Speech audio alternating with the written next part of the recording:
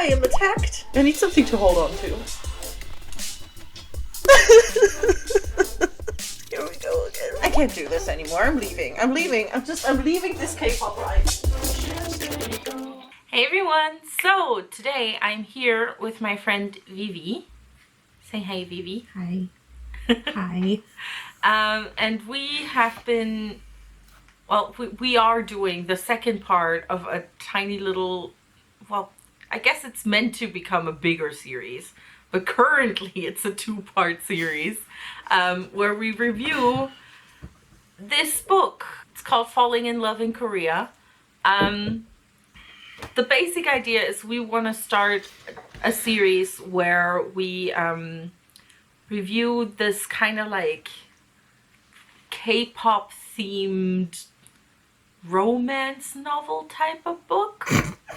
And we started with this specific one because the male lead of this book is based on Bangchan. This is known. The author has said this in the past. It's a main point in the marketing. It's a main point in the marketing. I like Stray Kids. I do Stray Kids things here on the channel, and Bangchan is Vivi's old. So if you can see, I like Stray Kids a lot. They're here a lot. It felt like a good one to start with. We did part 1 of this over on Vivi's channel where we reviewed dissected the first 5 of these chapters. It's a breakdown. Yeah. It's a breakdown. Yeah, it's definitely more of a breakdown of this book. We dive deep into everything we do or don't like. Spoiler alert, there's more we don't like than we do, but we try. We try and give it a fair shot. So yeah, this video is going to be the second part. So if you want to see from the very beginning, there's going to be a link in the description to part 1 over on Vivi's channel.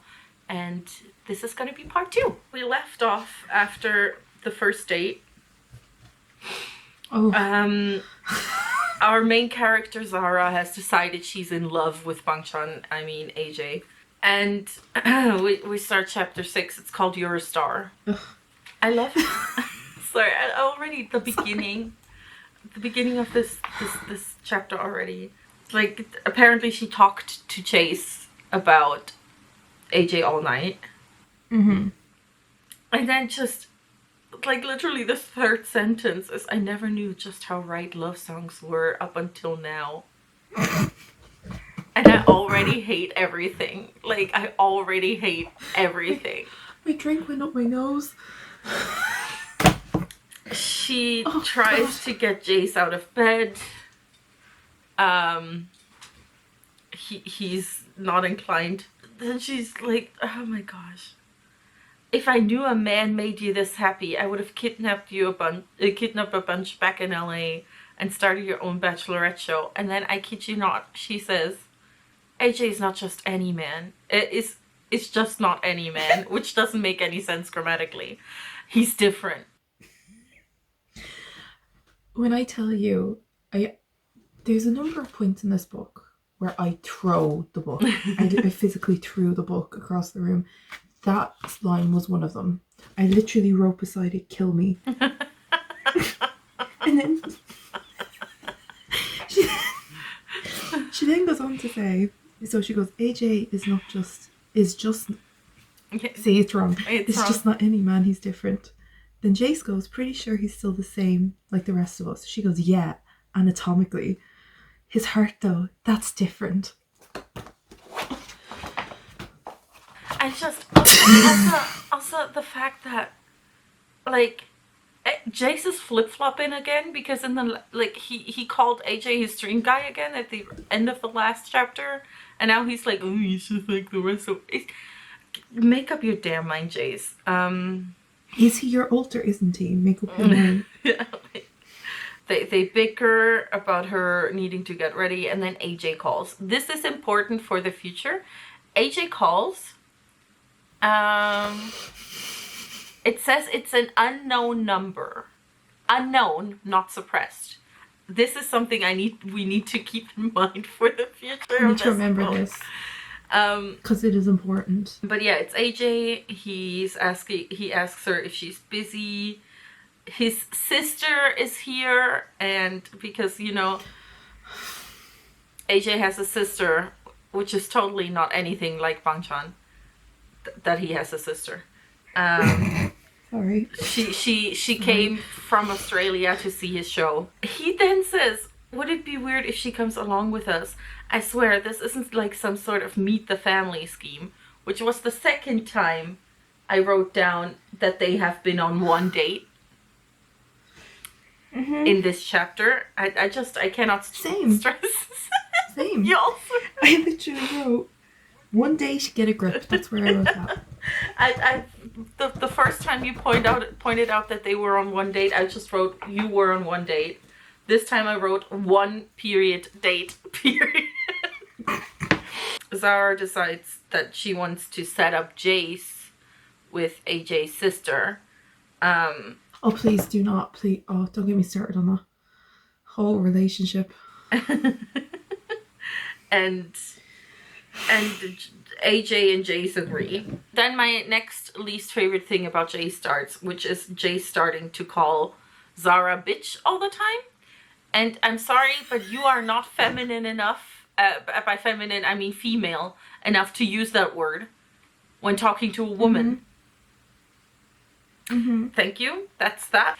If a man called me bitch as a term of endearment without my explicit permission, I would slap him.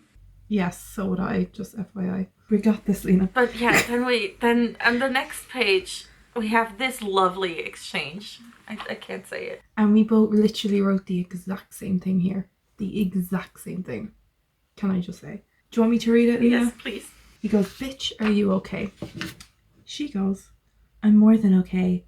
I'm high. He goes, high off of what? We don't have any drugs. She says, I can't. She says, I meant high off of love. And I in all caps at this point wrote, one date. I wrote one date, but I also added, I want to vomit. I mean, the sentiment was there inside me. I'm finding this really difficult. I'm sorry you're struggling so hard. We can do it. She tells Jace that he's coming with, and about the sister, and Jace's response to this is just to ask, is she hot? And I took this time to Google how old Hannah, yeah. I Googled how old she is. Because as this is literally Bangchan, it is safe to assume, I think, that this is his sister. When this book was written in 2020, she was 16 years old. Jace, the main lead's best friend, is presumably about the same age as her. If we give him a lot of benefits of the doubt, he's maybe 23. Maybe, at the youngest. At the youngest, yeah. That's gross, but okay. Our Zara tells him that she I couldn't remember her name. Zara tells him she couldn't know because she's never seen her either. And he says, I don't mind showing her a good time in Korea, if you know what I mean. And I just wrote, Jace is actually disgusting. He's so disgusting. You know, sorry, if you saw part 1, I'm a lot more sprightly. Part 2 is just depression. They get dressed. We get a description of whatever Jace is wearing. Who the hell cares? I figured go big or go home, whatever. Also, I'm a little nervous about meeting him for some reason. And then Zara responds, oh my god, don't be. He's really down to earth in like a godly manner. I don't even know what that means. I just wrote, why? Just why? I don't. Why is that line there? Why was this written? Why was all of this put on print? Sorry. Some trees had to give their life for this. He also says, I'm his biggest fan. Not all of us have been living under a rock. This is the man who just a second ago insisted that AJ is just another dude. And I just can't with how Jace can't decide how he feels about the guy. Jace is very nervous about meeting AJ. And then oh my gosh, this exchange happens. Damn, look at you being all loyal to him after one date. And she says, it was a hell of a date. They ate hot pot and talked about space.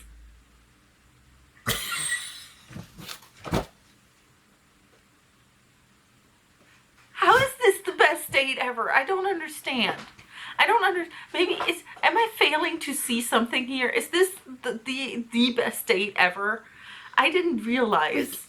Like I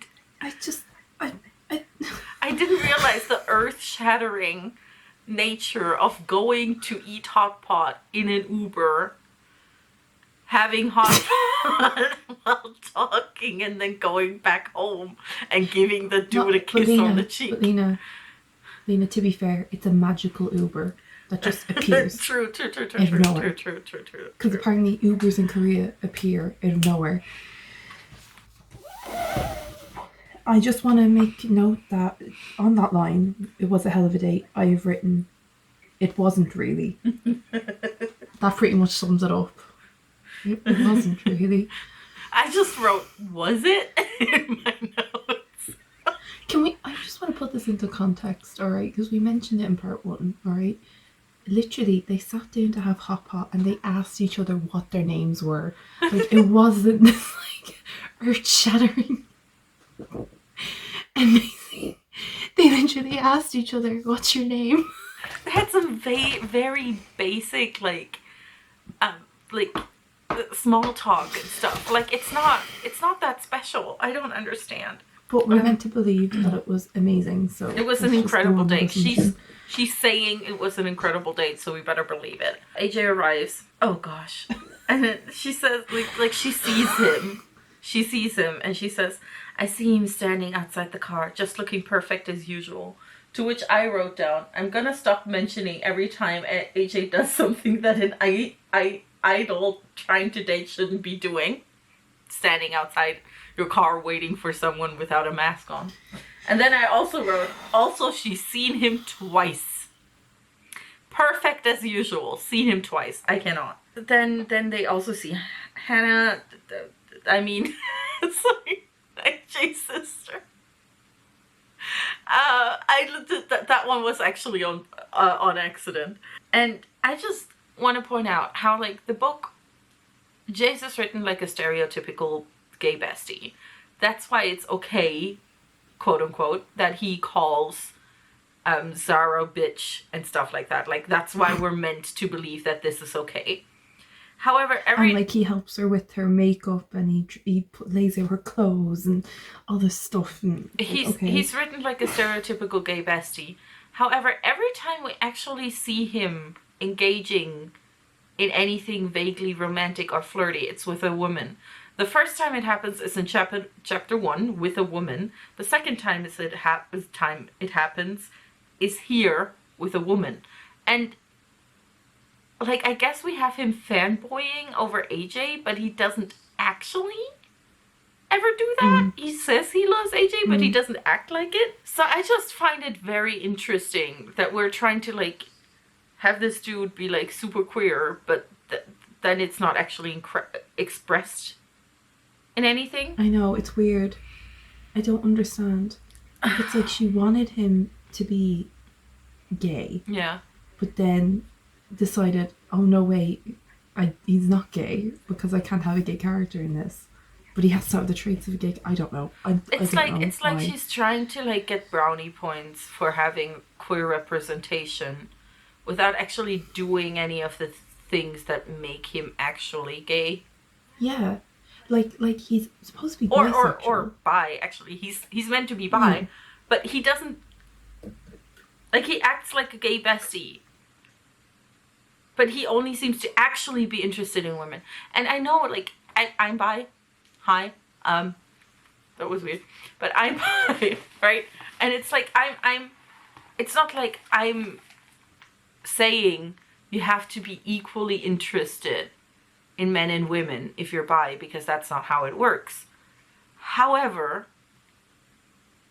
it's weird to like keep pointing it out in your book and then not actually do anything with the part of it that would like, but not actually have it happen in any actionable way. It just, I don't know. I don't like it. Also, I don't like that the queer character is so over-sexualized. I hate it. I hate it. Oh, there's this really, really awkward interaction when they actually go up to talk to AJ and his sister. And she tries to do a impression of Joey from Friends. Hey, how you and doing? I actually, how you doing? I would never to a guy I'm interested, let alone him. I would die of embarrassment. Anyway, the thing is, I might actually do that, but that's just because I unironically say how you doing to people because of Friends. A lot. So I might do it on accident, but not on purpose. They then learn that AJ's sister is named Adam. Why is she named Adam and he's named AJ? AJ, yeah. Or it's like AJ is stage name, but she never actually gave him a proper name. Yeah, I don't know. Like she just forgot. I don't know. Her nickname's Ari. Yeah. Ari. That's her nickname. Ari, yeah. My brother has been talking about you all morning. Oh, has he now? I see him blush.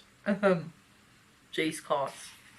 Oh god, and then they first, like, I don't know, like, it just feels so stilted, the dialogue, is what I was trying to point out there. Jace talks to Ari, the first time. And he says, "May I just say, you're absolutely breathtaking, Ari."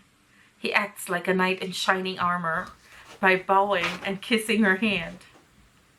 "As long as it's coming from your lips, you can say whatever you like." She grins. Both mine and AJ's jaws drop. Can I just say something? Alright, as someone who has an older brother, alright? Now, obviously it depends on relationships, but I have an older brother. I would never talk to a guy like this with him right beside me. Ever. This is the cringiest shit I've ever read in my life. I only have sisters. I don't have a brother, but same. I also wrote, my note here is, listen, I'm not an expert on brothers, nor a fan of when men act like you can't touch their sisters or daughters. But I find this blatant flirting in front of family extremely weird. I wrote a much shorter sentence. I wrote, your brother is right there. Just wrote that. Your brother's right there. I think that says it. It also says AJ tries to break up the sexual tension. Like, ew. He's your brother. That's your brother. Your brother. Your brother. Your brother. Anyways, so they go to Bukchon Hanok village. Well, they decide to go there. AJ is driving his own car, which means all this time he had a car and chose to instead take Ubers where people could recognize him. I cannot stress enough how little sense this makes. But okay, they arrive in Bukchon Hanok village, which I don't actually know where that is or what that is. Unfortunately, when I don't know anything about that place, because otherwise I would fact check it. I should have fact checked what this place is actually like, because chances are it's nothing like described. Can I just say as well, if you go watch part 1, because Lena did extensive fact checking, she brought up a map of Seoul, the districts, everything. The one thing I got so upset about in the first part is how she claims that there's like one part of Seoul, where all the K-pop companies are, right? And like, I guess I can, if I really want to, I can excuse that as being like artistic freedom, because she wanted this place to exist, and it doesn't in real life. So she just made it up. Because she never actually tells us where it's supposed to be. I just decided it had to be Gangnam, based on common sense. But yeah, they get to Bokchon village, Hanok village. There's a very beautiful sentence written here, which makes no sense, which is, my eyes covered in amazement. That's not a thing people say. What? I'm crying. I'm actually crying too. I guess my eyes are covered in disbelief. Like, what? It's not a thing anybody says. Where is it? Wait. There it is. My eyes covered in amazement. What? That's not a sentence. Sorry, I need a minute here. I need a minute, Lena. Are you okay?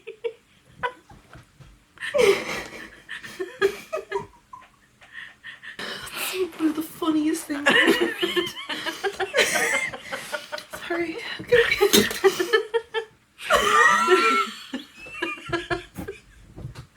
Okay. So we find out. I'm so sorry, Lena. It's fine. I'm gonna wet myself. The amount of expressions in this book that are things that no one would ever say is just baffling to me. Her eyes are covered in amazement. They look around. Jason. Look around. No, like around the village. Not just in general. They find they apparently, for some reason, Jace and Ari are making out in the corner. Oh god, this is so bad. Which I just commented on with, this is not normal person behavior, because it isn't. Who does that? I literally wrote, please stop. I just wrote, please stop. And then AJ and Zara decide to scare them?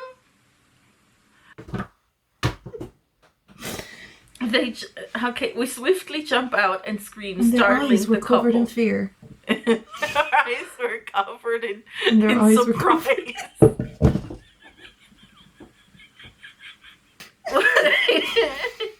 And then this happens. We swiftly jump out and scream, startling the couple. AJ runs over to Jace and gives him a playful hug. He's literally just had his tongue down his sister's throat. Not just that, AJ met this dude like 10 minutes ago. Like, I just don't... What did I write here? Because apparently I took a note. Who would do that? They're stranger. Does this author know just a singular real life person? It's apparently what I wrote. Because what? Ari's red as a tomato. That's actually the appropriate response. And then Zara in her internal monologue says, I've seen him be flirty with people, but not in this way. It seems more than just lust. These two have met like an hour ago. Less than. Maybe. I'm factoring in a long car ride for you know, the sake of it. I literally wrote they met less than an hour ago in my notes, so I guess I'm with you. But yeah, they go around, they take pictures. Then they decide to go to a market and AJ puts on a mask. Marking the first time in the entire book that AJ acts like an actual idol would and should act in any of these situations. The inconsistencies. I'm so mad. I'm so mad. Yeah, because if it never, once again, if it never came up that he was trying to hide who he was, fine, but okay. But it also, she makes no sense to me, because she says, I'm a little puzzled at first, but I think he doesn't want to be recognized.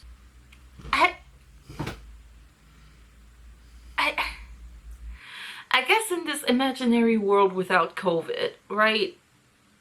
Maybe you would get surprised if somebody put on a face mask, if you never interacted with K-pop whatsoever. I guess. Maybe. It's weird to me. And then, oh my gosh, this next, I once again fact-checked myself for the next thing that upsets me here. Because he says, he makes me try all his favorite foods, like bindetok, bibimbap, and kimbap. Now, just to make sure I wasn't being ignorant and an idiot, I messaged my best friend who lived in Korea for 3 years about this. And I asked her, hey Dell, that's her name, Dell, isn't saying your favorite food is gimbap kind of like saying your favorite food is a PB&J? And she said, yes, if you were to go to have dinner somewhere and you ate gimbap and nothing else, people would assume you're poor. And I just want to leave that there. AJ's favorite food is gimbap. This man has lived in Korea for 5. Nobody's favorite food. Kimbap is a snack. I ate kimbap when I was in Seoul. You don't eat that as your favorite food. It's basically like eating a sandwich.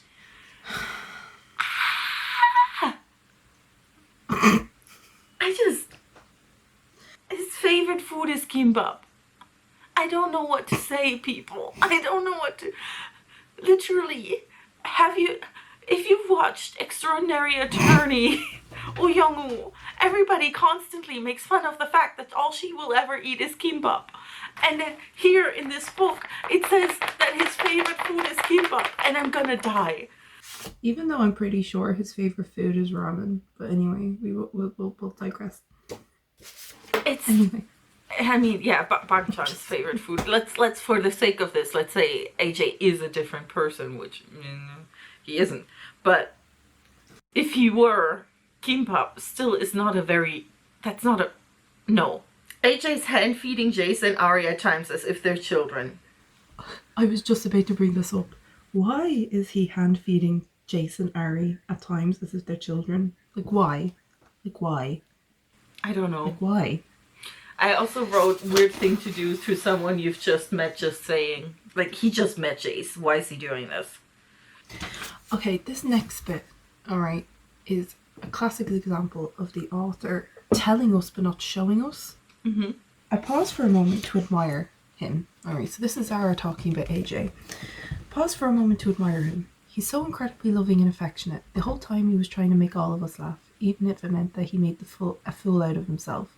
He didn't care as long as we all got a laugh out of it. He's dorky, bubbly, vivacious and sensitive, but has the sexy side to him that only I've seen to witness. Nowhere in this book have we seen any of that. No, literally. Nowhere. Literally none of it.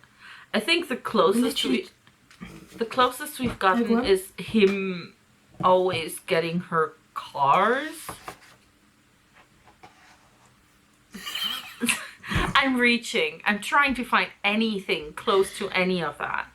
And like my note here, I wrote like, if this, we know this is about this man right here, right? I have this here because I'm apologizing to him every time I lose the will to live, because he deserves a better book than this. He does. We're discussing this man right here, okay? All of that is true. All of that is true. For what we know about him, all of that is true. What she's written is true about him. He is dorky, he is bubbly, he is vivacious, and he is sensitive. And this goes back to the point you made that if this was like a self-insert fan fiction of Bangchan, it would be okay because we know Bangchan. Yeah. But we're supposed to believe this is a completely different person. So show us. Show us him being dorky. Show us him being...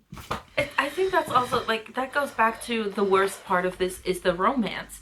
If this is fan fiction, then I know this character and I care about him because it's Bangchan and I like Bangchan. Mm-hmm. However, AJ, not being Bangchan apparently, I know nothing about him. She doesn't show me anything that he's doing. I don't care about AJ. I don't give 2 fucks about him. I literally could not care less because I don't know him.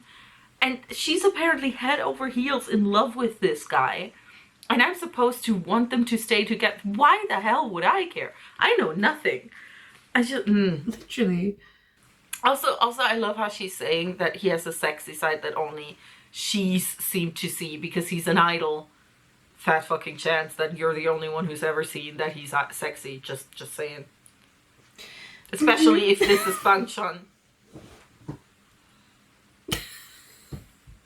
They decide they're going to go to Dongdaemun, which is a part of Seoul, for an evening stroll, but just AJ and Zara. Jace and Ari go to the hotel. Jace professes that he is falling in love. He literally met her 2 hours ago. And he thinks he's falling. At this point, I wrote a note that just says, sure, why not? To my best knowledge, she's 9 years younger than him. And they've talked for like 4 hours, but sure. Then Zara replies with, I think you're experiencing lust at first sight, which is very rich coming from her, who also thinks she's in love with a dude she's known for like less than 48 hours at this point. AJ starts driving to Dongdaemun. When they get there, Ari and Jace take an Uber that they apparently ordered to the middle of nowhere. It's somehow parked right across the street from the other one. Get to the river. They start walking around.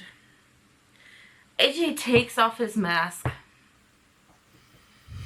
I'm not going to talk about why this is upsetting to me.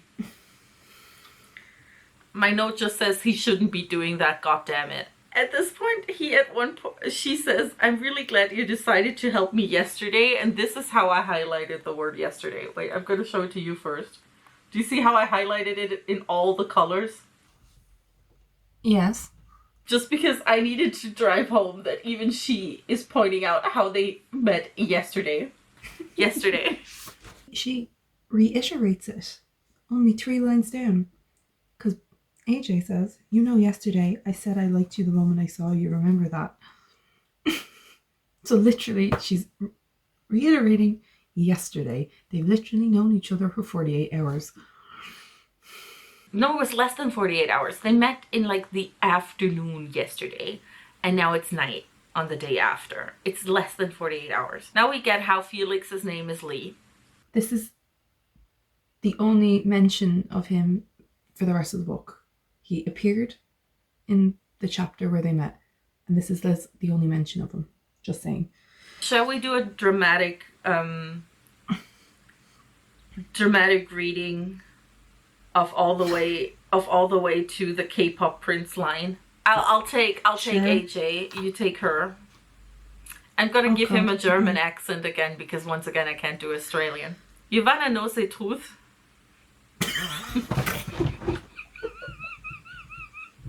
Sorry, it's so... Listen, I can't do an Australian accent. What truth? You know, yesterday I said I liked you the moment I saw you. Remember that? I wasn't lying. When you walked in, I had my eyes glued to you. I didn't realize what I was thinking at that moment was actually coming out of my mouth. My friend, whose name is Lee, by the way, he heard it so. What did you say? I said, wow, when I saw you.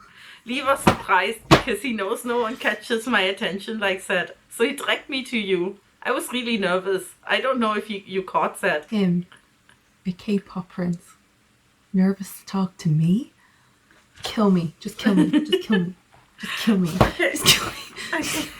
I just wanted to do a dramatic reading so we can talk about the level of bad this dialogue is. It's just very bad dialogue, even if you're not doing a bad German accent reading it. To be fair, the German accent makes it better. Thank you. The fact that Felix is Lee as the first. Once again, I did research because I know Lee is a first name. It is a first name in some places. So I did research where Lee is a first name. Lee is an English first name usually. English as in Great Britain, England, not the language. It's an English first name, which also is kind of out of fashion. It kind of started dying out in like the 60s, 70s. Especially as a name for men, it's not even that common. All of this is context on how a man with Korean heritage having his first name be Lee is unlikely and kind of bad. For one of the most common Korean last names is Lee. So imagine imagine your name is like Kim. Like your last name is Kim. You're a Korean man. Your last name is Kim. Somebody asks you to introduce yourself. You say, my name is Kim Lee. And they're like, what? Is that just two first names? Why is his name Lee? Like, it sounds... I can tell you why his name is Lee. No, I know why his name is Lee. It's because that's Felix's last name and she has no imagination. But what... Like, if she had applied an ounce of thought to that, that is the worst name. Why would any Korean parent ever name their child Lee? Also, I wrote down about when she calls him a K-pop prince, that's SHINee. Step back, because SHINee are known as the princess of K-pop. Don't you dare. He talks about how immediately he liked her, even his members have noticed. Which, we never meet these team members, by the way. Yeah, we don't know his group members. We never meet them. We met Lee, that was it. We don't even know how many of them there are. We know nothing. I mean, I presume there's 7 in addition to AJ, but... I said this in part 1, but if it's based off this man, I feel like we should really see the members, because she says so many times that he cares a lot about the members, that he doesn't want to put their careers at risk, blah, blah, blah, blah, blah, blah, blah. And we never meet any of them. We don't see his relationship with any of them. We don't see what would be like the motivating factors for why he cares about them so much. We're just meant to believe it. It makes no sense that in any of these conversations that they have, they never talk about his career, which is probably his passion. It's K-pop. People don't just become idols out of boredom. It's a hot, tough fucking job to have. He's about to tell us his backstory, which is difficult, which is Bang Chan's backstory. So it's not like debuting was easy for him. So it's just... No, this honestly makes me so mad. She asks him why he knows what loneliness feels like. He says he trusts her, which I think is stupid, because this is a man who's a K-pop idol. She's a girl he's known for less than 48 hours, and sasaengs exist. But okay. He then tells her his backstory, which is that he moved to Korea when he was 14, that he was a trainee for 7 years. Once again, y'all can't stress enough that this isn't Bang Chan. He had to watch a lot of people debut while he didn't.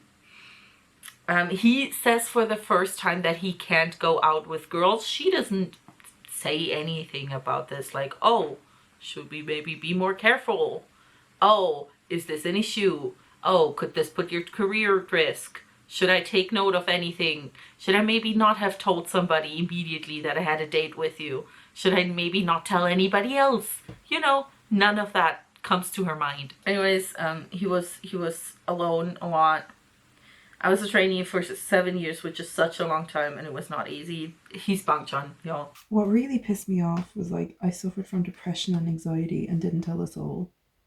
Like, this is a real person. She has just stolen their life story about and then is claiming that although he's inspired the character, it's not about him. Yeah, it's really rich to make him this, like, to make so many aspects of this character's personality and backstory and everything Bang Chan's, but then say, oh, it's not him though. Like, I feel like I'd have more respect for her if she said it was him. Like, either get some ideas and come up with your own damn character, or own up to the fact that you're writing fan fiction. Like, either or. Don't try and be like, I mean, it's kind of inspired by Bang Chan, but it's not him. It's Bang Chan. Just say it with your whole chest.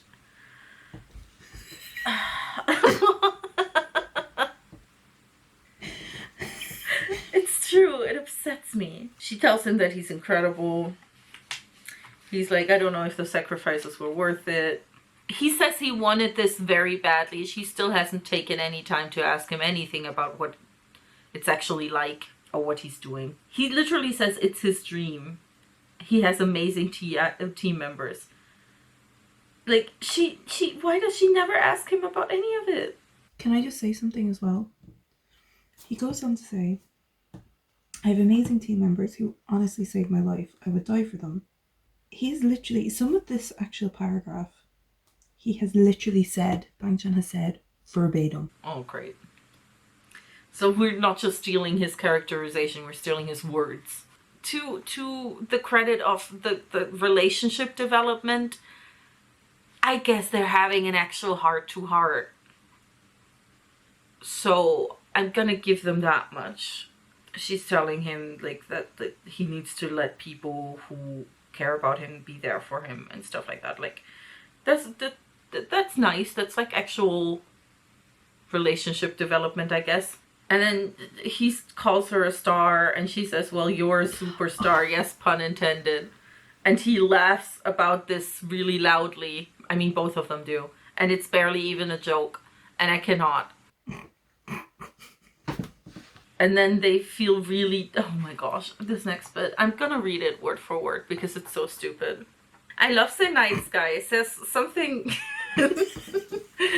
says just something about the nighttime. Don't you agree? He rests his head back to get a better view of the night sky.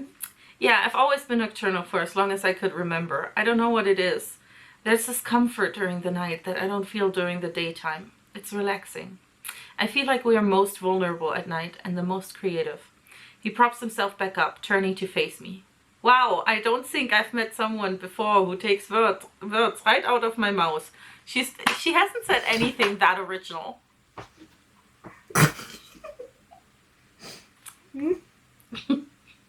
It makes me feel better if I give him the stupid accent, I'm not gonna lie.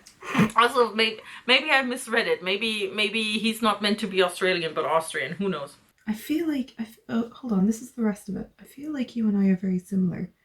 I mean, I still feel like I don't know everything about you, but from what I've gathered, it seems like you just understand everything that I say without having to explain too much.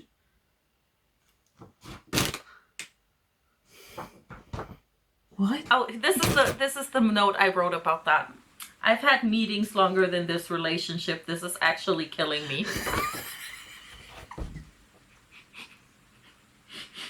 To be honest, same. Literally, like, I don't know everything about you. No shit, you've known him for less than 48 hours. That's my favorite part. I don't know. I feel like I don't know everything. One day. I feel like I don't know everything about you. You don't know anything about him. What? Then he takes her like 3 steps further to the bridge and acts like it's this big like surprise. She makes the first actual joke that made me giggle a little bit, which was, "Are you trying to throw me over the bridge?" And I did think that one was kind of funny. Could he please? Could he actually throw over the bridge? That's some like... But yeah, then they look out over the river. He gets closer to her. She says, "I love everything about it, especially him. I just wrote this girl falls in love very quickly." He kisses her neck. Apparently his lips are soft and plump. Good to know. They start heading back, I think.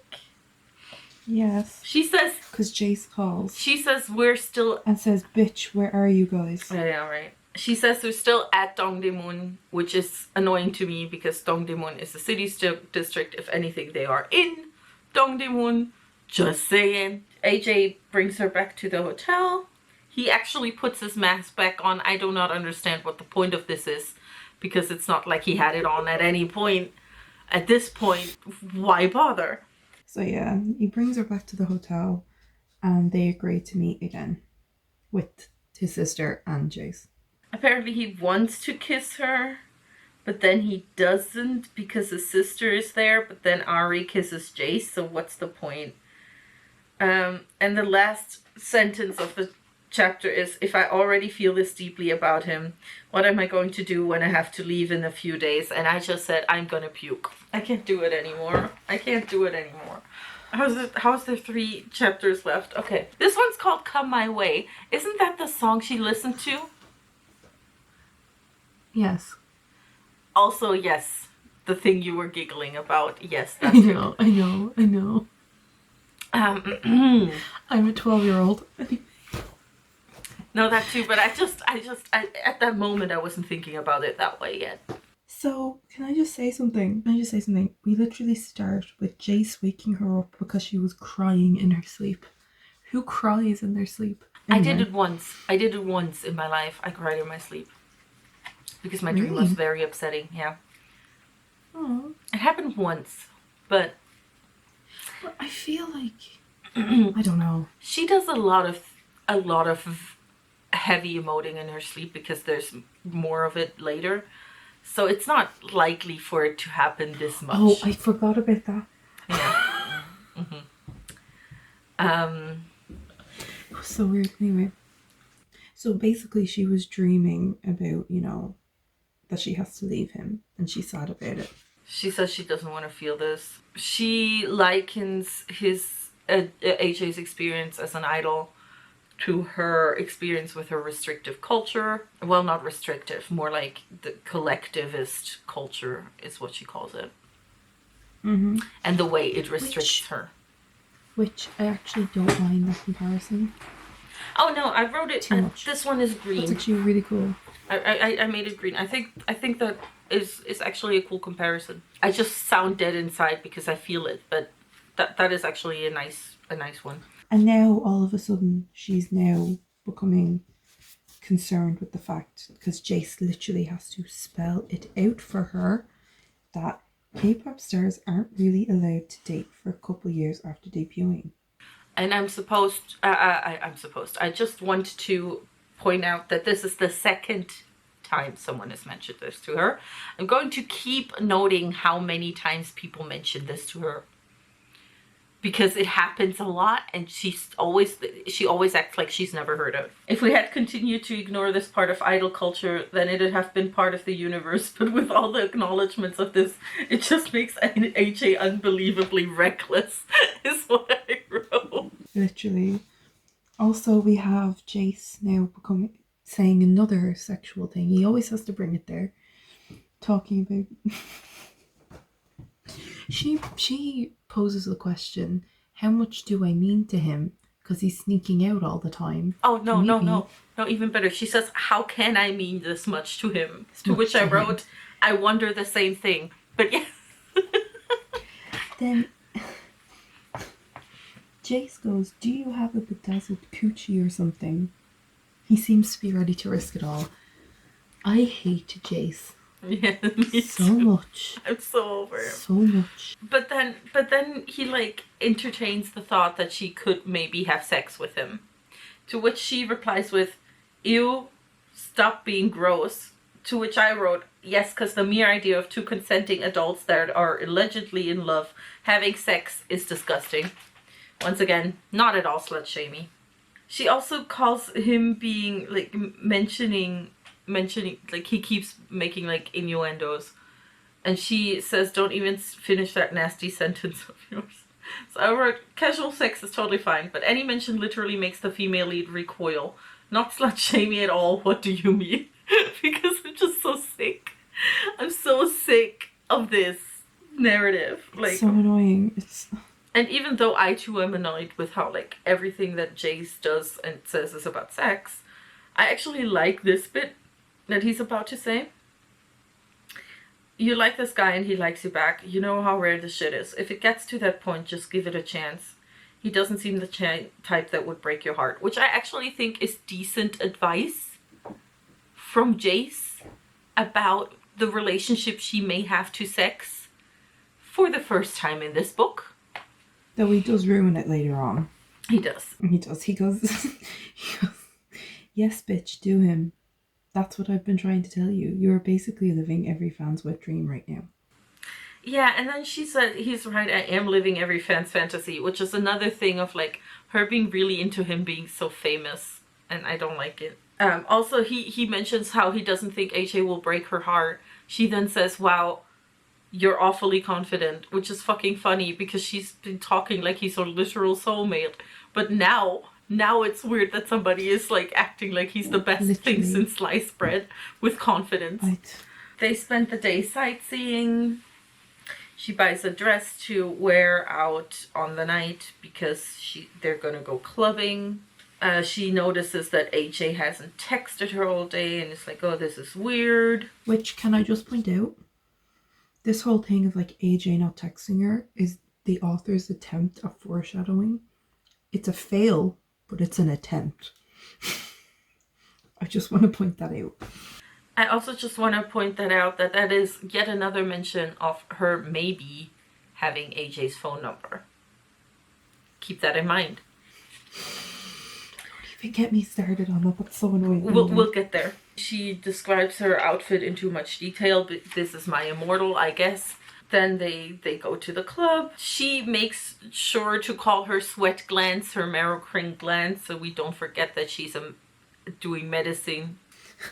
Sorry, it's just stupid to me. Why can't she just call them her sweat glands? Like, what? Why are we calling them her marrow-cring glands? Like, really?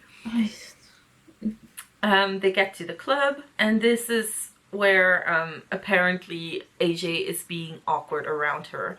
We don't see this in anything other than the fact that the author is telling us that AJ is being awkward. Literally, she says, we exchange an awkward hug, which is completely opposite from his previous hugs. How is the hug awkward?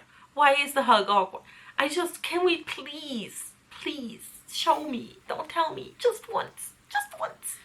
Show, don't tell. It's the first rule. Show, don't tell. I literally wrote down what makes it so awkward. This is writing 101. Like, literally. Like, come on. She says, he's so quiet. I get a little anxious because of his withdrawn behavior. They just arrived. Literally. She came in, gave him a hug, sat down. Now she's like, he's so quiet. Give the guy a second. And then... I can't. I'm gonna kill myself, baby. I can't do this anymore. I can't do this. She obviously, because she's magic and she is an oracle that always is right with her feelings about what is happening. I'm sorry, it's true. Because of this, she is right. AJ is being withdrawn. And it's because, he says, I feel like I've been completely irresponsible. You probably don't know this, but I'm not exactly supposed to be doing all this, going out, dating. He literally told her yesterday that he wasn't supposed to be doing all this.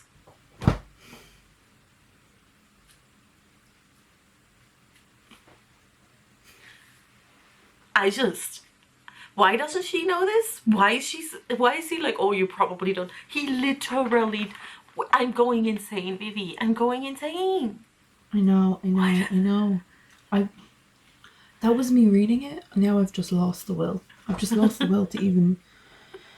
No, I was even less alive when I read this the first time. I'm actually a little bit more animated at this moment.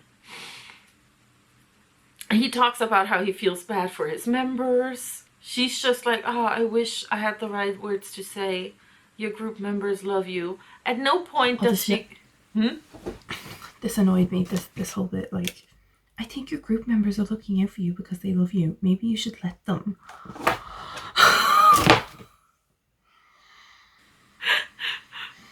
Elaborate why you're so angry. Because it's just, it goes back to what I said in part 1. It's just me with her. She doesn't care that she's causing trouble for him. She really doesn't. Because if she did, she wouldn't say that. Yeah, this comes back to how I kept saying, like, at no point does she go, okay, is there, like, she doesn't have to say let's break up, right? She doesn't have to say that. She can say, okay, is there a way we can see each other that alleviates this worry? Can we maybe just meet at my hotel? Can we maybe just, like, not go out so much? Is it okay, like, you can just wear a mask more? I can wear a mask even.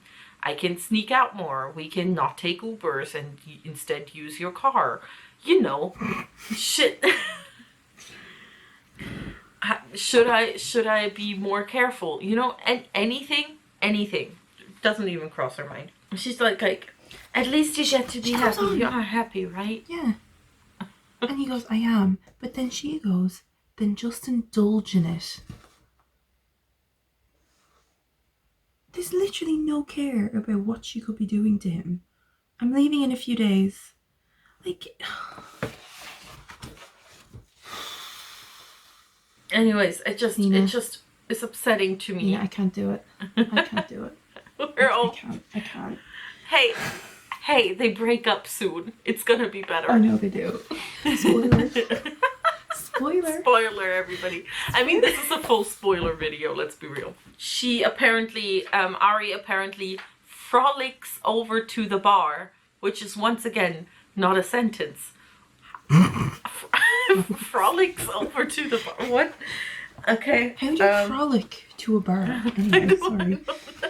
I don't know. Oh, AJ finds out that Jace and Zara are going to his concert. Oh yeah. He does. They make AJ do Eggio, which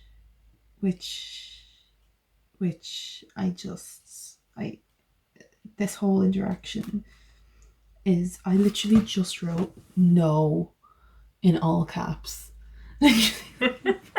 No. I have no words. We also at this point find out that AJ apparently has freckles, which is the first time we hear anything about him that Bangchan doesn't have, but Felix does. So the DJ is taking song requests. So Jace requests the song that was allegedly playing in Zara's Dirty Dream, which is weird because she had never said that this was the song playing in her dream. Not to us and much less to Jace. So I don't know how he knows this, but okay. Also, I've listened to this song. I listened to the song while reading that part of the book, like the first part, because I was like, oh, maybe I should try and get into the mood. It's not that sexy of a song. If somebody tried to dirty dance with me to that song, I'd be very confused. They are dirty dancing. This author literally wrote the phrase, my inner goddess, which, hello, 50 Shades of Grey. Goddess. Kill me. Just kill me. They're like doing their dirty dancing thing. It gets like a little bit hot and heavy.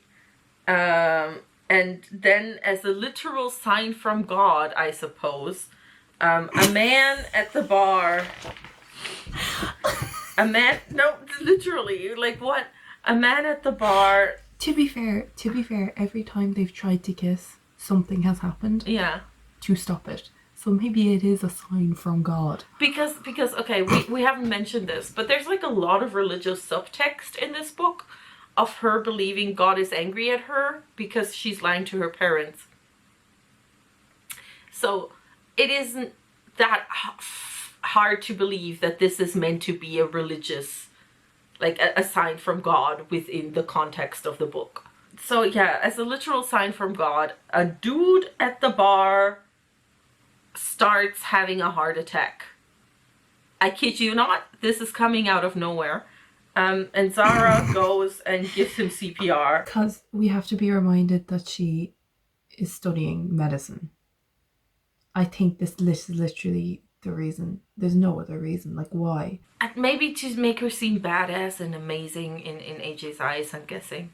So she saves his life by giving him chest compressions until the paramedics get there. Like what? And then AJ's very impressed with her. By the way, he's in this club, not covering his face. If he's so concerned, he's literally... No, he doesn't give two fucks. He's never... Unless we're pointing out that he's hiding who he is. He hasn't been hiding who he is in any of these bits. Like, it's ridiculous. AJ's very impressed with her. And then we get this beautiful paragraph. I'm still in shock as to what just happened, but also relieved to know I was able to be there and help this man. This is the reason why I chose medicine. It's like a weird one-liner you would get at the end of like a medical drama. Like, why is this randomly here in the self-insert fanfiction? I don't understand. They all decide to leave. Ari and Jace are going off to have sex, I suppose. I mean, it's pretty... I think they do. Like, I think it's later on stated that that's what happened that night with Ari and Jace. Well, that and they just talked as well.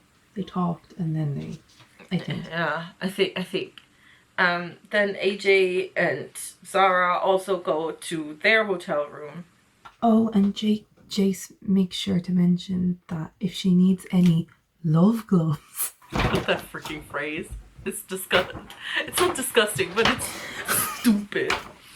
But yeah, in case she needs any love gloves, she points out to her where they are. AJ talks to Zara and gives her a glass of water when she's crying. To which Zara replies, "No one has ever been so thoughtful to do everything you have. So thank you, it means a lot." Which is the vaguest way to say he's done a lot for her. Probably because the author herself doesn't know what he's done for her. Because he hasn't done anything for her. Then they kiss for the first time. First kiss. He immediately slams her into the wall.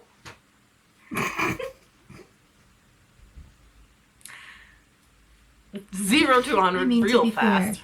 To be fair, maybe the author, she wrote Zara as an oracle because the author's an oracle, because she may have foreseen the whole Chan, will you pull me up against the wall if you say please? So... I mean, maybe. Just saying. Maybe. But yeah, he immediately slams her into the wall. Because, you know, if you've never kissed a man, the immediate thing you're gonna do is get hot and heavy right away. Especially if you maybe have never had sex with anyone before. I'm not sure, but it seems like she might not have ever done that. Which is okay. No, it's totally okay, but I'm just saying, like... I know it is, yeah. Like, if you've never had sex with anyone, and you've just kissed this guy for the first time, I feel like going straight for the nasty with this dude you've known for 3 days at this point. It's quite a lot. But Lena, she loves him. She loves him. Listen, I'm not judging them for going straight for it. If they want to, that's great. I just feel like it's... from kiss to straight to the wall slamming, I just feel like there should be some more acceleration there. Just saying. I mean, you're totally right. They jumped from first kiss to first time immediately. In a matter of minutes. Not even. Like he kisses her, slams her into the wall, and then they get on the bed and naked and have sex. Yeah. And that's the end of that. And then I just wrote down, literally 2 days ago, AJ was judging her for having condoms. I also wrote, I wasn't ready for this book to have a sex scene. Jesus fucking Christ is what I wrote.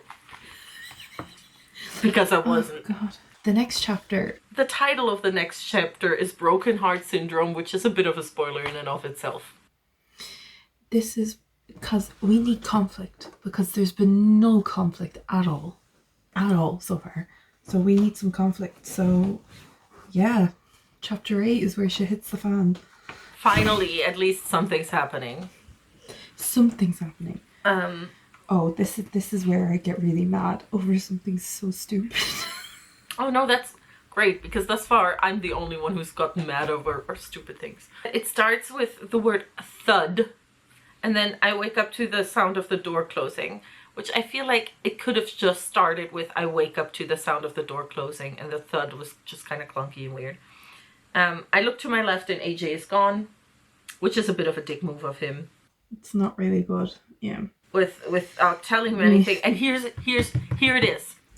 I think to call him, but I realize I don't have his number.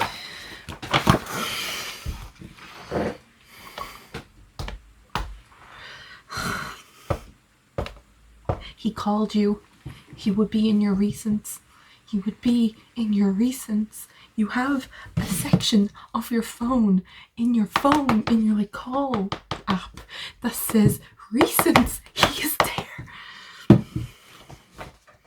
I just wrote, hasn't he called her before? Did he suppress his number for that? Weird thing to do with how in love these two allegedly are. Like, has he been careful in no way except for suppressing his number when he called her? The other two come back.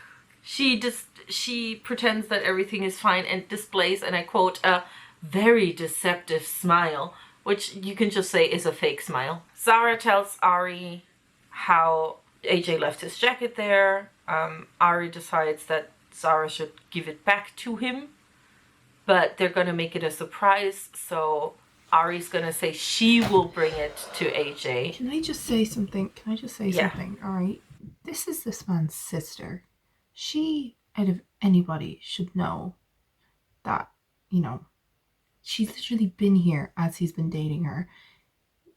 I'm sure he's probably mentioned that, he's probably not supposed to be out. He's not supposed to be doing this. Why, in the name of God, would you come up with this cock-a-fucking shite plan? Yeah, because especially for all we know, he's currently at rehearsals at his Kpop company, right? Which would be the last place where his girlfriend should go if he's been keeping a secret that he's been seeing her, which he has said that he's been keeping a secret that he's been seeing her. Oh, Jesus, motherfucker. This is also the 4th time that, because Zara asks Ari about what would happen if people found out that her and AJ were seeing each other. So this is the 4th time someone's telling her that AJ isn't supposed to be seeing her. She still doesn't really seem to care. Ari also is like, fuck it. His companies, they're dicks. Which, I mean, yes, sure, fine, but shouldn't you still care about your brother's dream not getting ruined? Like, I literally wrote down about this. Here's the thing, I agree with the sentiment, but also this is AJ's dream and career. I feel like as two people who allegedly love him, these girls aren't taking the threat this could be to AJ's future seriously enough. I still stand by that. I stand by that too. Zara, for the first time, acts like a sane person and says, I would feel terrible if he got in trouble and has to pay consequences for hanging out with me, but she still doesn't do anything about it. And still goes to the company and still goes with Ari's plan. Just saying. So, she also tells Ari that Jace is head over heels for her, which they've known each other for 2 days. Then Ari says that she absolutely adores Jace, and she says, I know it's too soon to say, but I might be falling in love with him. Is it now? Is it maybe too soon to say? Is it maybe? dying. About that one, I just wrote first rational sentence in the entire book. Can I just say, if it was this easy to fall in love with somebody, I would have a boyfriend. Ari also says the reason she loves Jace is because he's another her. And that's just a weird kind of narcissism. Oh, yeah. Let's not unpack that. Yeah, let's not. We have another instance of Oracle Zara because she feels like her bringing AJ his jacket might not be a good idea. Ooh, foreshadowing.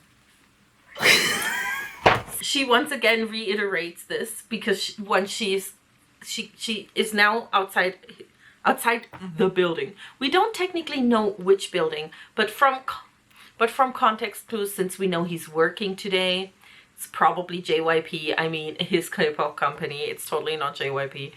Because this isn't Stray Kids, and this is Longchan. She's outside his K-pop company in the middle of Gangnam, just in the middle of the K-pop company district. Apparently, just cannot stress this enough. Just waiting out here in the streets in the K-pop district, and she can't seem to shake the feeling that something bad is going to happen. He comes out. And he is actually wearing a face mask. He's weirdly cold. Being like, oh, what are you doing here? What are you doing here? He drags her into a parking garage next to the building. And he asks, why did you come? And rips his mask off his face. Which is just a waste of a mask. Anyway. Why? Just keep it. He should keep his mask on. Still, he's alone with some girl. It's a parking... Anyways. She says, and I kid you not, she says, his tone is not as loving as it was last night. He's clearly annoyed. I love how we're being told that his tone isn't loving. She tells him that she's bringing back his jacket. He's like, oh, I gotta pick it up. I could have picked it up. So he then says, you just shouldn't have come here. And to be fair to him, they're at his company. He told her that he's not allowed to date. Yes, she shouldn't have come here. If she had thought for a second, she might have realized that. And this just goes to show that we're supposed to believe this girl is smart. She is the dumbest person. She has now been told 4 times that he's not supposed to be dating. 4 times. She says he's being such an ass, which I guess he is being kind of cold, but you did come to his company. After you've been told 4 times that he shouldn't be seen with you, he shouldn't actually be going to see you. She is now angry at him, and he says that he can't really be doing this relationship. He says this. And then she says, do what? And he says, this, whatever this is. Which apparently annoys her. Though I think it's fair because they haven't really taken the time to define their relationship. So, isn't it fair of him to be like, yeah, whatever this is, I can't be doing that. You know, like, I think that's fair. Yeah, she goes, whatever this is. I raise my voice and he stays quiet. He's talking about how he was irresponsible.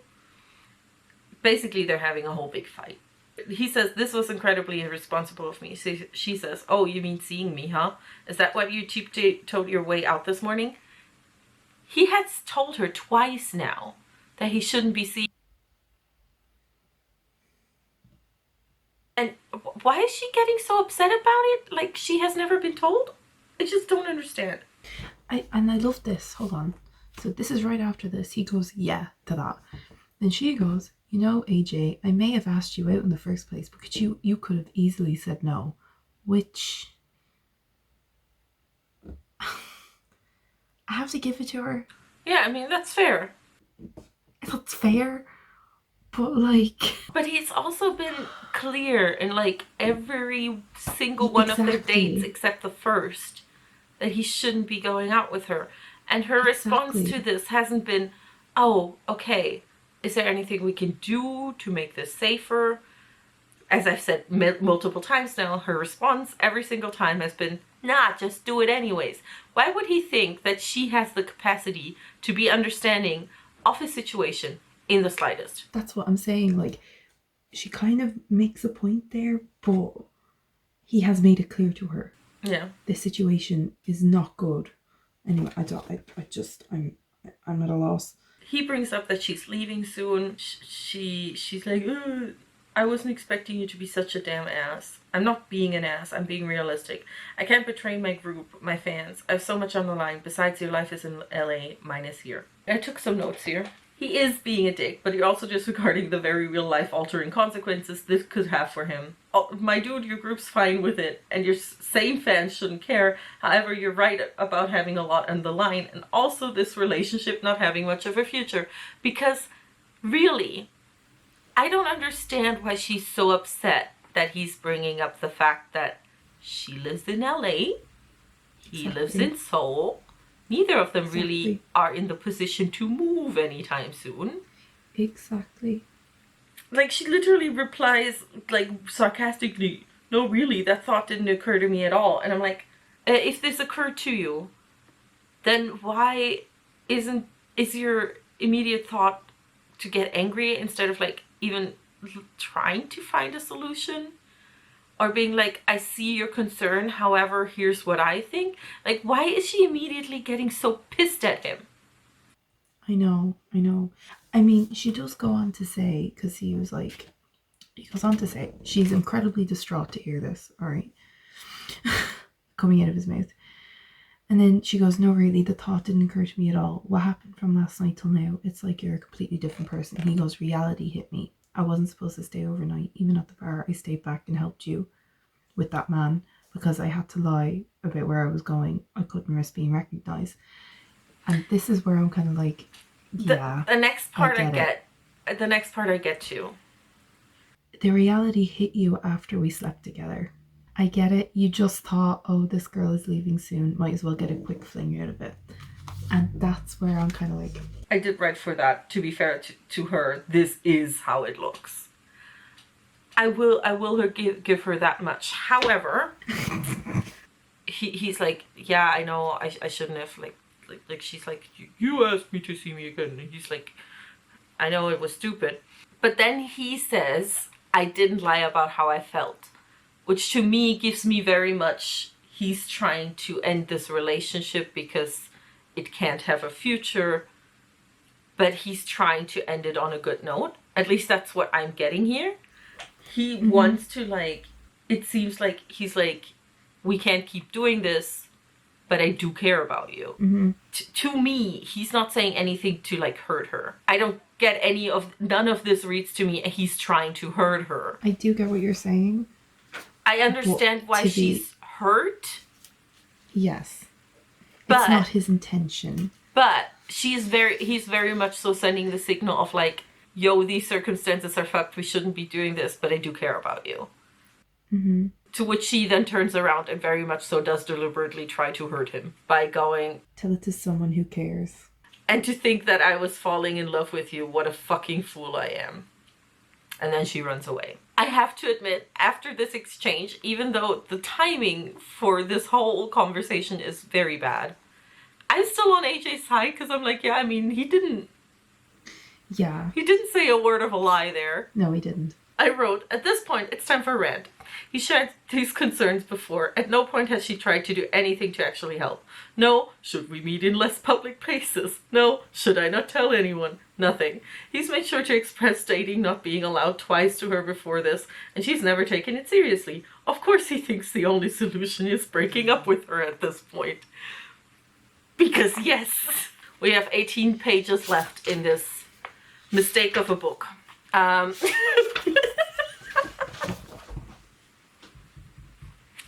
sorry. I'm just so tired at this point. I'm so tired. The first time I read this, I was so tired. Can we just speed run chapter 9? Okay. Can we just speed run it? Yeah, okay.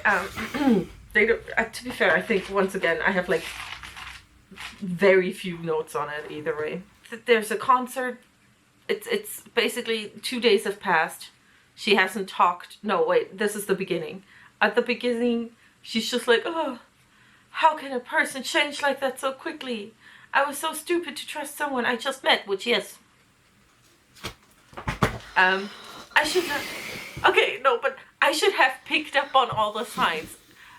If she's talking about signs he was a dick, there were none, because he isn't.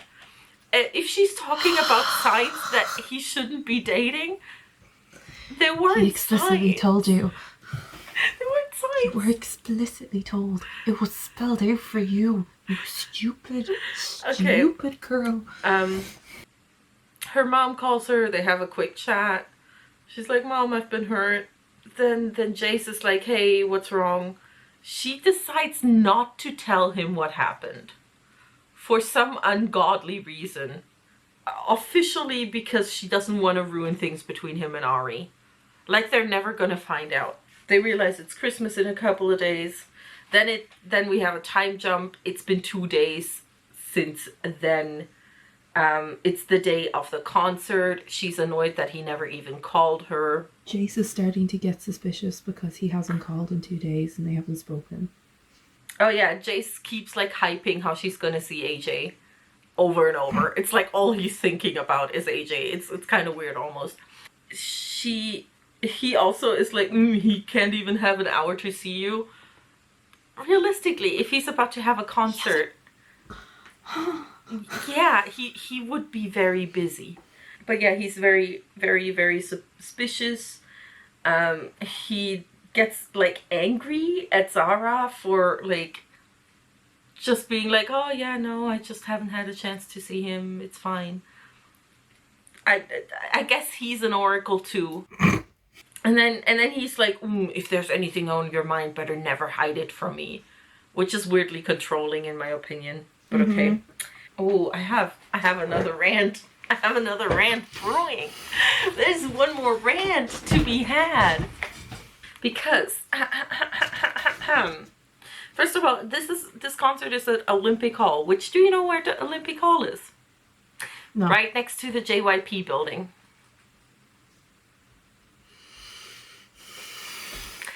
But this is not Stray Kids, everybody.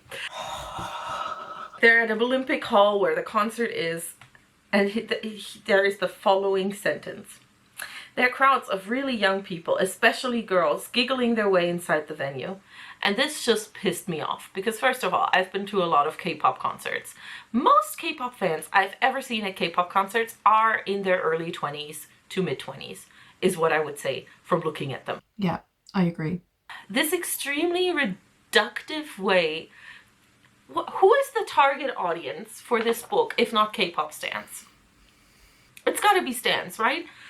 As a K-pop stan, I am sick and tired of K-pop stans being reduced to being giggling 13-year-olds. Because most of us are adults with jobs. Because being a K-pop stan is actually pretty fucking expensive, just saying. Most of us can't afford to be little girls giggling because have you looked at the price of concert tickets? It's annoying. No, you're completely right. You're completely right. I'm sick and tired of this narrative too. Honestly, it does my freaking head in. We're not hormonal screaming teenage girls. It's just, it annoys the ever-living fuck out of me because arguably the person who wrote this must be into K-pop, right? But she keeps talking about K-pop in like all of these extremely reductive, stereotypical ways, and it annoys the ever-living fuck out of me. And me. Because I am used to being portrayed as a giggling 13-year-old by people who know nothing about K-pop. If you're writing a book that is a self-insert fanfiction with Bangchan, I assume you know at least a little bit about K-pop. And it is extremely annoying to even in that sort of space be reduced to being a giggling 13-year-old. And it's just, it's one of my absolute pet peeves and it pisses. Oh yeah. When I read this sentence, I was just so done immediately. I was literally a week ago, I was at a K-pop concert in Korea. And let me tell you, most of the people in attendance were in their 20s. What a fucking concept. Also, just an FYI, there's people who are older than in their 20s who like K-pop. I literally came across a woman who's in her 60s and is a K-pop stan. Oh, she definitely. has more albums than you do. Oh, definitely. I'm just saying the majority are in their 20s. There are obviously people in either direction. I'm about to be in my 30s myself. So, you know, I'm just saying the vast majority, I would say, is like early adulthood. Like early 20s to late, to maybe late 20s. Even if I look at my demographic on YouTube, that's where most of the people are watching. My demographic as well is like 18 to 24. That's Yeah. my largest demographic. No, mine And is I'm actually, covering- I think that my largest demographic is either 18 to 24, the one, and the one just after that. Like, But both of them are like my Yeah. two biggest demographics. so literally an ounce of research, an ounce of thought. Most K-pop stans aren't giggling 13-year-olds. It annoys me so much. I once had a really sweet like 60-year-old lady commenting on like one of my compilations I made for Shiny, being like, I just think they're so talented, these nice young men, and that was just really cute. It's so cute. But yeah, like most people who are into K-pop are adults. Move on. Just move on. Do you know how much those Stray Kids albums cost? Do you know how much I just dropped on Stray Kids albums? A shitty seat at Jackson's concert is $80. That's a shitty one. I guess in Seoul you could afford a fair number of albums, because like the Stray Kids album in Seoul cost me 15,401, which is like €13. So okay, you could buy albums, but still, Key's concert tickets were all $150. Anyway. Apparently there's a bunch of giggling 13-year-olds. Oh god, then there's another bit here where she who hears Jace makes a comment about how she's going to see her boyfriend. She's like, don't say that. And he goes, oh, what? Who here is going to believe it? He's practically everyone's boyfriend here. Well, in their minds. He's right. From the looks of it, all these girls are in a parasocial relationship with him. So she's just shitting on Stan some more. You know, the target audience for your book. I'll say this. I'm going to say this, all right? This man's my ult, all right? I've been on calls with you, my friend Lauren, who's in one of my vlogs, if you ever go to my channel. And I joke. I'm joking when I say it. And it's clear that I'm joking, that he's my husband, that he's my boyfriend, that I'm Delulu. I'm not. It's a joke. Because most people are not like that. But also, like, a parasocial relationship isn't in itself being delusional. Because, like, you could be... I call one of my favorite idols is Key from Shiny. I call him my parasocial bestie. I know we're not friends. I joke about it, how I am attached to him, like he's my best friend, but it's a parasocial relationship. Therefore, I call him my parasocial bestie. Most stans are aware of this fact. I'm not dating any of my favorite idols in my mind. The best you're gonna get out of me is, I would like to, but it's not gonna happen, and I know that. Do you want to know why that most fans are self-aware? It's because we're all in our mid-20s and have fucking cop on. Anyway. Then she makes some comment about how they're going through security. I just talked about how this isn't an airport. The concert starts. She starts realizing how she's not going to be able to keep from Jace that her and AJ broke up, because he wants to now go meet AJ after the concert. And she's like, ah, crap. This was a weird comment to me. With every performance getting closer and closer to AJ's, is this a festival? Is this actually secretly music band? I was confused by that too. I was like... Because, like, K-pop concerts don't have opening acts. Because they're 3 hours long. Is this secretly music bank? What is happening?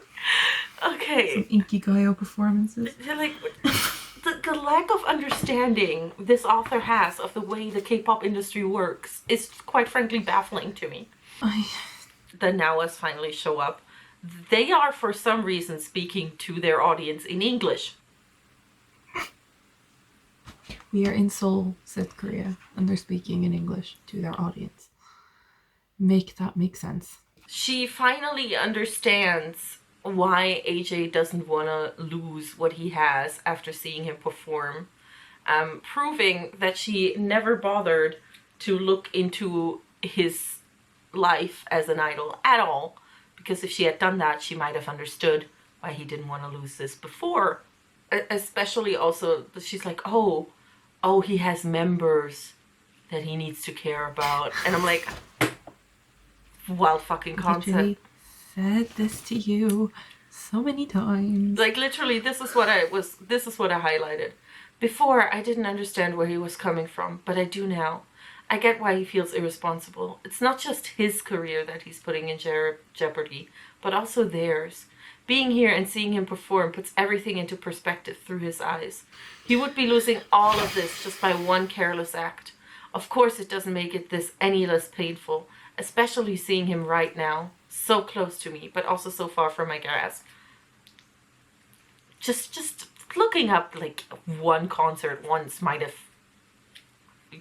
led to this realization earlier. So she finally tries to tell Jace that she broke up with AJ, but apparently AJ's fans are screaming so loudly that even yelling into Jace's ear, he can't hear her. Exactly. But can I also just point out that audiences in South Korea, when they go to shows, don't scream that loudly. Once again, it's so nice being able to say this with confidence because I've just witnessed it. I was just at a concert in Seoul. They don't cheer unless, like, maybe they cheered like 3 or 4 times in direct response to something, but most of the time they just cheer at the beginning of a song when like it's just been announced, or at the end of a song. That is it. In Mints, they will only say, like, respond to the idol directly, whatever he's saying. This portrayal of fans screaming in Korea, it doesn't happen. Not like that. That's a very Western thing to do. Mm-hmm. AJ starts his closing mint, which once again for some reason is in English. And he basically like makes a whole love confession to Zara, which I feel like is a bad move if you're trying not to get caught for dating. But okay. He says, I didn't mean any of it, but I think I did damage that cannot be reversed. Like, he also said, I think at times we say hurtful things that we don't mean to those we really care about. He didn't really say anything that hurtful. He said the truth. And that he still cares about her. Yes. Then she's thinking, why did he have to say all this? At least his hurtful words could have been a form of assurance that what we had wasn't real. I once again just wrote down, which hurtful words, I am dying. I also, about his mint, I wrote, what is he doing? This is irresponsible as fuck. Also, what did he even say that was so hurtful? The truth? What? I was so tired at this point. He keeps going with his mint. She runs out. Jace gets like really, really angry about it, but even though he knows nothing about what happened. Ari comes in and decides that she is on Zara's side, even though AJ is her brother and she also doesn't know anything about what happened. Ari decides to leave. She also literally says, the cold breeze, the night sky, the moon. Everything is just reminding me of the time I spent with AJ, and without a doubt in my mind, I felt deeply and utterly in love with him. Which is very Bella Swan of her. And also just what? Very Bella Swan. So she gets back to the hotel. And guess who shows up at the door of her hotel room? because after apparently Jace yelled at him for some reason, not that he knows what happened. Apparently AJ told him, but AJ's sorry, so he comes to the hotel room. Zara decides that she doesn't want to open the door, so they're talking through the door, which is very melodramatic of them. He keeps apologizing. He says he was wrong. He wasn't, though. He was being very realistic and accurate, and he wasn't wrong. You can say that he had bad timing and that it was maybe hurtful to say it right at that time, but he wasn't wrong. He says, "Oh gosh, I was wrong. I didn't know what the hell I was saying. You have to understand, I've never been in this position before. I've always been so responsible, but then you came along and I stopped caring about the rules.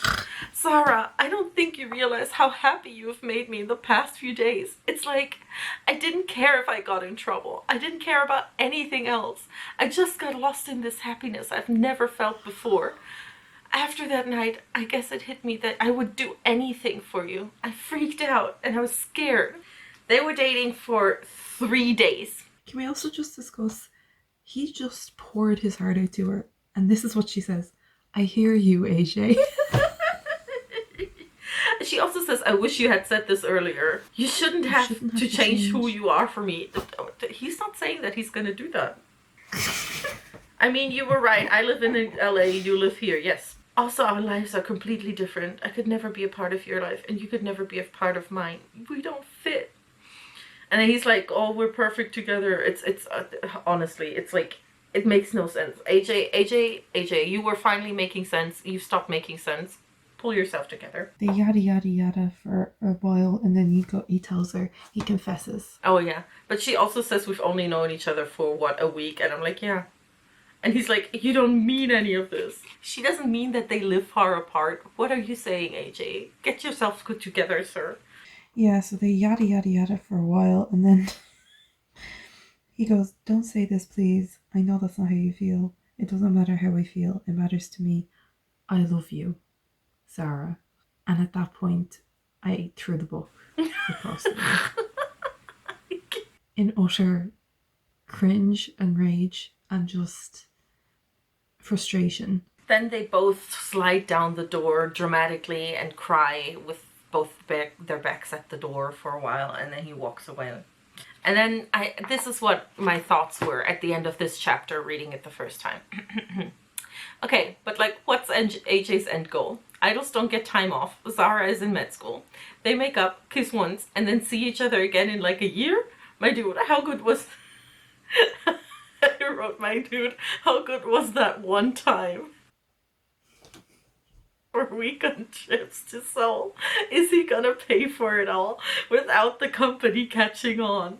Because we're not just saying that the fans can't know. We're saying the company can't know. Mm-hmm. What? Okay, so chapter 10, they're getting ready to leave. Nothing really happens apart from this weird dream on the plane. Yeah, on the plane. On the plane, once again, the plane only has 2 seats in the row. I just cannot drive home enough how that isn't how planes are for long distances. She decides that she doesn't think she'll ever forget about him. I also wrote, "Good news, he's an idol. If you do, Google him." Also, I find it weird how we're only focusing on Zara here, because Jace literally left allegedly the love of his life behind as well, but okay. Oh yeah, no, that's never brought up. Yeah. And he's so cool about it as well. He's so cool about it. Yeah, doesn't mention her. Doesn't, anyway. He keeps trying to get Zara to open up. She won't. Then apparently there's turbulence. They almost crash, but surprise, it was a dream. What? Why was that necessary? Though, before they crash, she finally admits to herself that she loves AJ and she didn't want to leave him behind. And apparently she needed a dream of a near-death experience to realize this. I wish that was real. I wish they died in the plane, honestly. No, I get it. Then they have, like, because she once again is whimpering and screaming in her dream or something, Jason and Zara have a heart-to-heart, and she's like, oh, actually, I do love him, and I don't regret any of it. And then Jace says, even if the universe tries to keep you two from seeing each other, you or AJ will fight against it. What? What in the K-drama? Sure. Just sure. Good for you. All right. She worries that she will never feel about anyone like this again. I wrote 6 days, of which they only spoke on 4. I cannot stress it enough. Because I cannot stress it enough. 6 days, and they spoke for 4 of them. And on one of them, it was just... On 2 of them, it was them breaking up. She says... in case if she didn't have these parents that didn't want her dating someone like him, and he wasn't an idol, she would never let him go. And Jace says, you'll say this to him one day. I have a strong feeling. And she says, I hope you're right. I thought about calling him once we land. I thought she didn't have his phone number. I was gonna say that. I thought she didn't have his phone number. Also, Jace is an oracle too, I guess, again. Then she's all like, he'll have a new girl by next week and forget all about me. Which is funny because he kept talking about how he has never done this before. We can't. Also, yeah, he broke up with her because he can't be dating anyone, but okay. Then Jace says, they're still just, it's the whole, like, nothing happens in this conversation other than them being melodramatic. But Jace says, you got to live out this love story that is only written in books and shown in movies. Where? I must have missed it. I must have missed that love story because I'm reading this book and this book is shit. Literally, where's the love story? Where? Tell me. I'm looking so hard and I can't find it. Is there invisible ink or something? Is there another book in this one? I can't find it. But yeah, she decides that she doesn't regret any of it anymore, which is a quite quick turnaround because 10 minutes ago she never wanted to think about him again, but now she like will never regret it. Okay, they get to their hotel. They get to their apartment. She can't unpack because it all makes her think of age. It's too hard. The memories. Jace has ordered them food and they're gonna have a night where they're watching Friends. And the doorbell rings. For some reason, she thinks it's gonna be AJ. Which is this oracle? I wrote, I mean, it's gonna be him because she's an oracle. But where is this thought even coming from? How would AJ even know her address? The first day of his concert. Literally. The first day of his concert was like 2 days ago. How is he even able to make this trip? He's an idol. I'm dying. Spoiler alert, she thinks it might be AJ, but then it isn't. It's the food. But then it actually is. AJ is in front of her door. I don't know how he got there. I don't know how he knows where she lives. And that's where it ends. He's literally, it goes with, like, Jace is going to pay for the food. He says, oh, Zara, can you come here for a second? What is it? I turn to see what he's looking at. Hey, Zara, I freeze in place. AJ. And that's where it ends, yeah. That's literally the last bit of our book right there. I just wrote, there's a second book. I am not strong enough. There's meant to be 3 books, in fact, but the third one is now out. Oh, God. Right. None of it makes any sense. None of it. All the good bits of the book are in the first 3 chapters, I'd say. I think after like the first 3 chapters, you stop seeing any green in my book. The last green we have is the throw me over a bridge book part.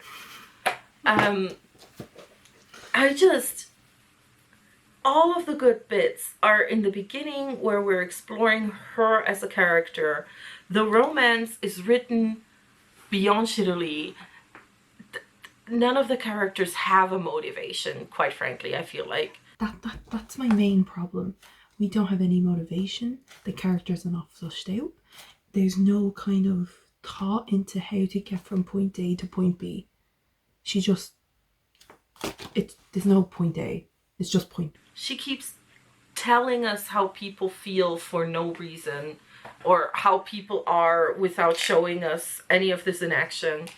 It's just really badly written. Like, I'm sorry. Like, I've read so many fan fictions better than this, and I know that, like, the author, like, takes criticism not well at times.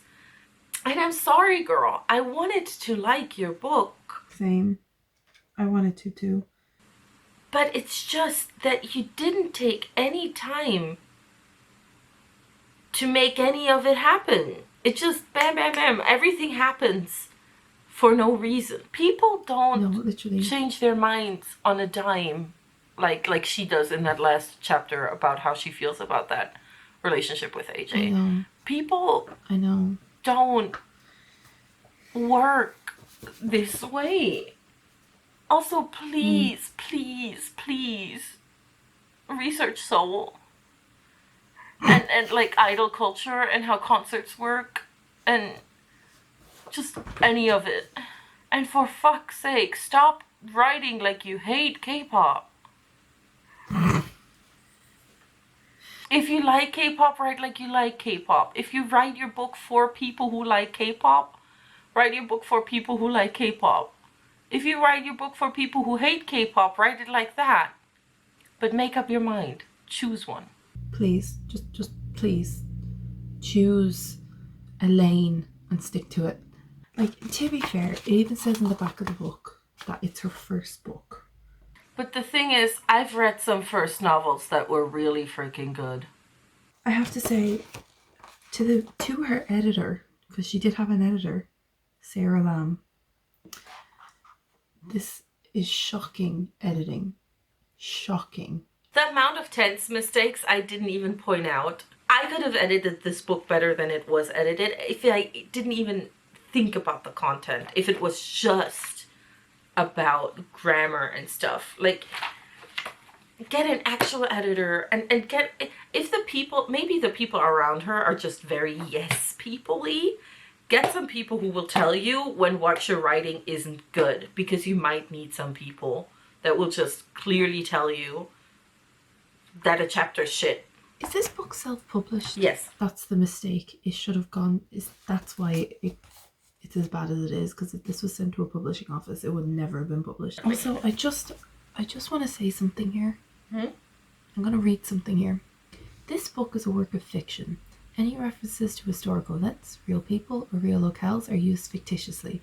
Other names, characters, places, events, incidents are a product of the author's imagination, and any resemblance to actual events, locales, or persons living or dead is entirely coincidental. Her entire marketing campaign was about how this is a book inspired by Banjan. How can you put that at the beginning? We will be reading the second book. Let us know in comments if you actually want to see that. Because I'm not gonna lie, like, yes, I was dying a little bit inside, but I also kind of like ripping into something like this. I like book reviews like this. I watch them a lot. I kind of like making one. I like them too. So, if you want to see us suffer through the second book, and also the second book might be better. Love the second book. The second book's a bit bigger, so maybe it's a bit more fleshed out. Hopefully. It's her second book. Maybe she actually listened to some criticisms about the first book. We'll see. It might fully be better. Also, in general, I'm very much so interested in doing more reviews about books like this in general, not just this particular series. And we might find some gems in there, because I have read one before that, even though it was cringy, was rather fun to read. This is just where we started, and oh boy, was it ever a start. But yeah. Let us know what you think and if you want to see more stuff like this, because I think we enjoyed making this, even though we complained a lot. I think if we're going to do this again, we should start earlier in the day. Definitely. To be fair, this was also a learning process in terms of recording and everything. Oh, also, I think next time we wouldn't do the whole book. It's just we did multiple videos this time because it's a short book. Link to Vivi's channel will be in the description alongside with the first part of this, because this made a whole lot less sense if you only watched the second part. It's also going to be a very long video, so oops. Like, comment, subscribe, hit the notification bell, all those good things. And we will hopefully see you in the next one like this. Unfortunately, I was very much dead energy in this because my just entire like mind and soul was sucked out from the first. Like, I literally lost the will to live doing this. I'm much more vivacious. So yeah, thank you if you watched, and if you go to my channel and watch anything, that's amazing, thank you. But yeah, thanks Lena for letting me come on here. Thanks y'all so much for watching, and we'll see y'all in the next one. Bye! Bye! I am attacked. I need something to hold on to. Here we go again. I can't do this anymore. I'm leaving. I'm leaving. I'm leaving this K-pop life.